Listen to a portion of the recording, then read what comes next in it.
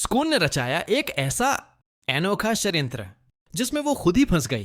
तंत्रक बाबा की रुद्राक्ष को छिपा कर उसने रूही को धोखा दिया। रूही भरोसे से वो धागा पहन लेती है जो दरअसल सुकून के जाल का हिस्सा होता है।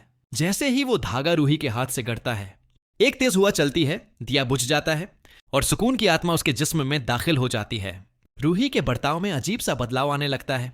कभी वो हंसती है, कभी रोती है, तो कभी अपने ही साय से खौफ खाने लगती है। दादी और नहार हैरान हैं कि आखिर रूही को क्या हो गया है। रतन कहता है, ये रूही नहीं, ये तो सुकून की आत्मा है। दादी फौरन तंत्रक बाबा को बुलाती हैं। बाबा आते हैं और कहते हैं, ये वही बदरू है जो इस घर पर अपना कब्जा जमाना चाहती थी, मगर इस बार उसकी चाल खुद उस पर ही लट जाएगी। बाबा मंत्र पढ़ना शुरू करते हैं।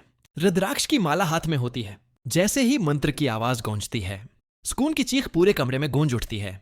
वो चीखती है, बाबा तुम्हारे मंत्र अब कुछ नहीं कर पाएंगे, रूही अब मेरी है।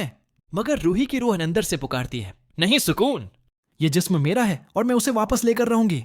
बाबा रुद्राक्ष को आग के शूलों के सामने रखकर कहते हैं, यही है वो शुद्ध आग जो बदरूह को खत्म कर देगी। रोशनी की एक तेज किरण रूही के चेहरे पर पड़ती है। सुकून की आत्मा तड़पने लगती है, मगर अब बहुत देर हो चुकी थी। उसी वक्त दादी घर के मंदिर से घाटो श्याम बाबा का दिया लेकर आती हैं और वो दया रूही के सामने रख देती हैं। जैसे ही रोशनी रूही के माथे को छूती है, सुकून की आत्मा धुएं की तरह गायब हो जाती है। रूही जमीन पर गिरती है, मगर अब वो आजाद है। बाबा कहते हैं, रुद्राक्ष ने अपना कर्तव्य दिखा दिया, बदरूह खत्म हो गई। दादी रूही को गले लगा लेती हैं और शुक्र अदा करती हैं। नहार की आंखों में खुशी के आंसू हैं।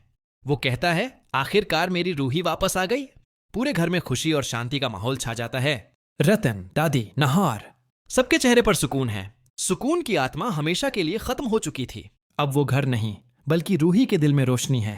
अगर आप भी चाहते हैं कि नहार और रूही हमेशा यूं ही खुश रहें तो कमेंट में लिखें और I love Nahar and Ruhi, क्योंकि ये